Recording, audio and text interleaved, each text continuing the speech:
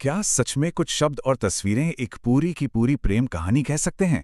खासकर तब जब वो कहानी एक भूत की हो। आज हम एक ऐसी ही छोटी सी लेकिन दिल को छू जाने वाली कहानी की परतें खोलेंगे और ये समझने की कोशिश करेंगे कि कम से कम शब्दों में गहरी से गहरी भावनाएं कैसे भरी जाती हैं। तो चलिए इस अनोखे सफर पर निकलते हैं। कहानी की पहली धड़कन। ये लाइन सिर्फ शब्द नहीं, बल्कि एक पूरा माहौल है, एक एहसास।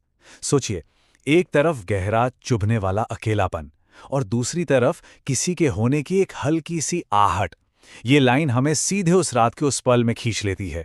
सवाल ये उठता है कि आखिर कौन था वो जिसने अकेलेपन को मौजूदगी में बदल दिया। देखिए, हर अच्छी कहानी की तरह इसके भी कुछ अहम मोड़ हैं। तो इस पूरी कहानी को बेहतर समझने के लिए हम इसे 5 हिस्सों में तोड़ कर देखेंगे, बिल्कुल एक नाटक की तरह। इससे यह समझना बहुत आसान हो जाएगा कि कहानी हमें इमोशनली एक सफर पर कैसे लेकर जाती है।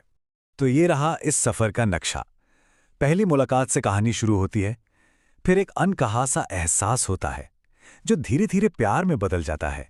फिर सामने आती है एक चौंकाने वाली सच्चाई और आखिर में एक ऐसा अंत जो अधूरा होकर भी अपने आप में पूरा है।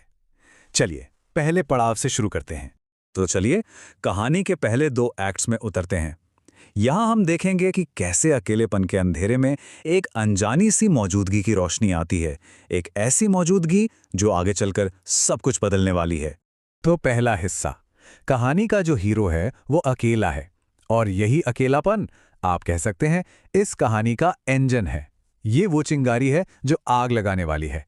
अब अकेलापन सिर्फ एक खालीपन नहीं, बल्कि किसी के होने का एहसास बन चुका है। और अगर विजुअल्स को देखें ना, तो ये जो हल्की सी धुंध है वो एक रहस्य बना रही है, और वो दूर दिखती परछाई